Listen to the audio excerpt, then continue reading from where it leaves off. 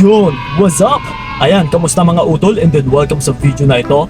So once again, this is pa yung kaibigan ni Kiko. So syempre, usapang pag-ibig na naman.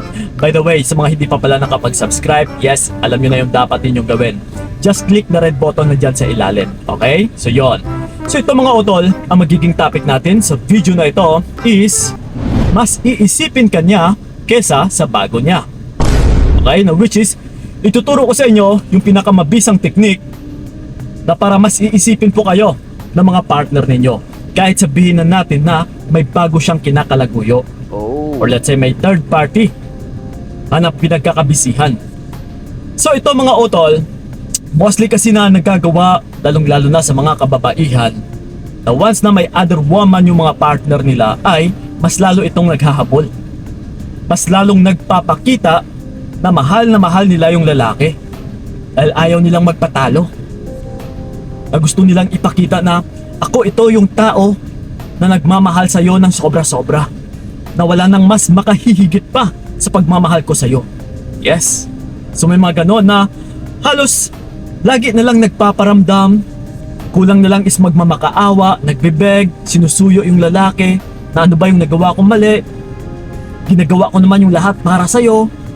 Yes, may mga ganito pa.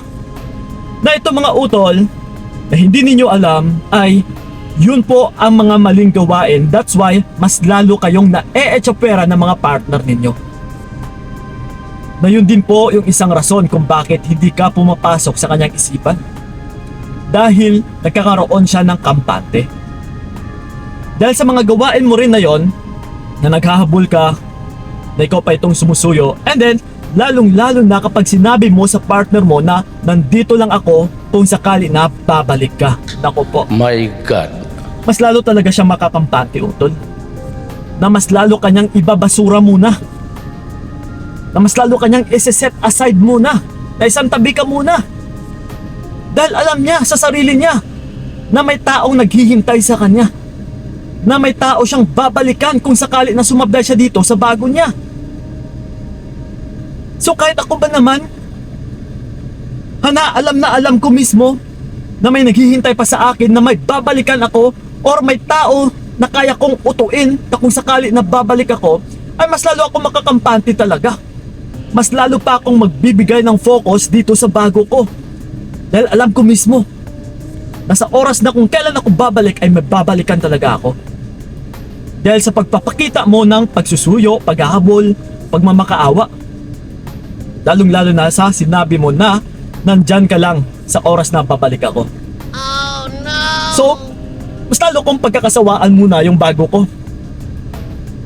Ibabaling ko talaga muna yung atensyon ko dito sa bago ko. And then yung dating mo sa akin ay distraction.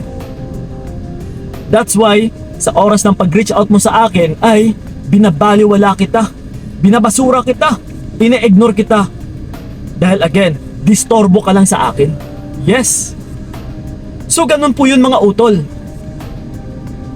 Instead na yung gusto nyong maging resulta na kayo yung iisipin na mabaling yung atensyon niya sa'yo is talagang babaliktad. Na buong akala mo ay yun na nga, babaling yung atensyon niya sa'yo pero hindi pala. Kundi mas lalo niyang ibabaling yung atensyon niya doon sa bago niya. Yes po utol. Dahil po sa maling gawain talaga. So ngayon ang tanong, Kuya Kiko, ano ba ang dapat naming gawin? Para kami talaga yung iisipin ng mga partner namin. Para yung bago niya naman na babae ay yun naman yung mae-echapwera. Yun naman yung babaliwalain niya. So ito mga utol kabaliktaran lang din naman kagaya sa mga sinabi ko kanina. Sa paghahabol, sa pagsusuyo, sa pagmamakaawa, sa pagsabi na nandito lang ako kung sakali na babalik ka. Okay? Kailangan mong tanggalin yun. Kailangan mong itapon mo na yun sa basura, utol. Huwag na huwag mo talagang gawin yun once na may bagong kinakalaguyo yung partner mo. Dahil maling gawain po yun. Kung gusto mo yung maging resulta ay ikaw yung iisipin ng partner mo, ito yung gagawin mo. Una sa lahat ay huwag na huwag kang magparamdam. Okay? By doing the no contact rule. Gawin mo yung no contact rule, utol. Kasi yung tinatarget natin dito or yung goal natin dito ay mabigyan siya ng curiosity. Okay? Lagi ninyong tandaan ha, curiosity utol. Yung kailangan natin ditong makamit, na mabigyan siya ng palaisipan na kung ano na yung nangyari sa'yo, na kung ano na yung balita sa'yo. So ngayon, kung nandito ka, para sa kanya, ikaw pa itong nag-feed ng balita kung ano na yung nangyayari sa'yo, talagang pera ka ng partner mo.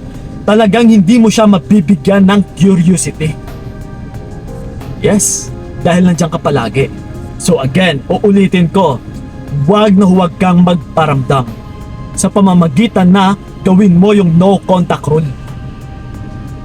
Once kasi na hindi ka nagpaparamdam utol, hindi ko masasabi na agad-agad, kinabukasan, sa isang linggo, sa pangalawang linggo na mapapaisip at mapapaisip na siya kaagad sa'yo.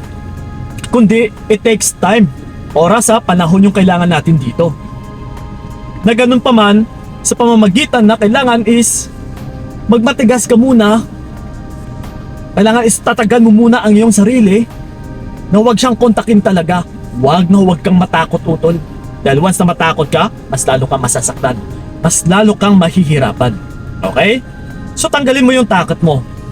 Huwag mo siyang kontakin, huwag mo siyang kausapin, huwag kang mag-response sa kanya, o huwag mo siyang i-reach out, o huwag kang mag-initiate ng kung ano-ano pa dyan.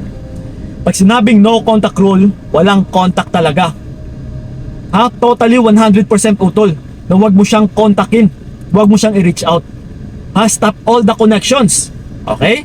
Na kailangan is wala siyang mababalitaan sa'yo. Once kasi na wala siyang mababalitaan sa'yo utol, na yung tipo na parang naglaho ka dito sa mundo, na parang hindi ka nag-i-exist, mabibigyan at saka mabibigyan mo ng curiosity yung partner mo. Na oy, ano na kaya yung nangyari sa kanya? Hindi na siya nagpaparamdam ha? Hindi na siya nagre-reach out, hindi na siya nagmamakaawa, hindi na siya nagsumusuyo sa akin, hindi na siya naghahabol. Honey, message or kahit isang message mo lang sa isang araw is wala. Yes. So di ba? Nabigyan mo na siya ng palaisipan doon.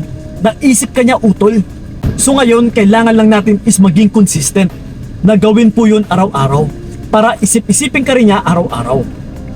Once kasi na pumasok na yung curiosity sa kanyang sarili, sa kanyang isipan, na iniisip at saka iniisip ka na niya na kung ano na yung nangyari sa'yo, kung ano na yung balita sa'yo, yes, ikaw at ikaw na talaga itong umiikot sa kanyang isipan. And then, dito na or it's time na mababaliwala niya yung kanyang bagong babae. Na ito na ngayon yung magiging disturbo sa kanya. Na ito na ngayon yung bago niyang babae ang magbibigay din ng distraction sa kanya. Na pwede niya nang i-echapera na, uy, malis ka nga muna dyan. Kasi, ikaw na itong gumugulo sa kanyang isipan. Sa pamamagitan ng hindi pag-reach out sa kanya, ng hindi pagparamdam sa kanya. Yes. So ganun po yun mga utol. Ngayon, once na mabigyan na ng curiosity yung partner mo, di ba? Ikaw na nga ito. Sa kagaya sa resulta na hinahangad mo. Na ikaw ito yung tao na maiisip at saka maiisip niya. After kasi ng curiosity utol, yung kasunod nito, na papasok sa isipan ng iyong partner ay realization. Mas marirealize niya na yung halaga mo.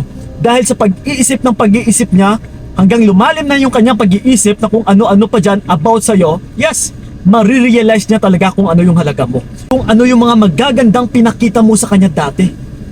Yes, na dito pa siya mas lalong babalik sa'yo. Na ipabasura niya yung bagong babae niya and then, yes, I'm home baby. Na magugulat ka talaga, bigla na lang magpaparamdam yung partner mo. Yes po. So yun ang po yung technique utol na mas mainam or maganda mong gawin kaysa maghabol na maghabol ka dyan. Para ikaw na itong papasok sa kanyang isipan, mabibigyan siya ng curiosity, and then yung kasunod ay realization. And then syempre, yes, mas matutuwa ka sa magiging resulta, na which is, babalik siya sa'yo. At saka ma-echapera niya yung bagong babae niya. Okay? So yun lang po mga utol, maraming salamat talaga. Sana'y nakatulong yung video na ito. So yun lang po maraming salamat. Ingat kayo. God bless and babush! Binigay ko lahat para wala kang masabi. Kaya nga hindi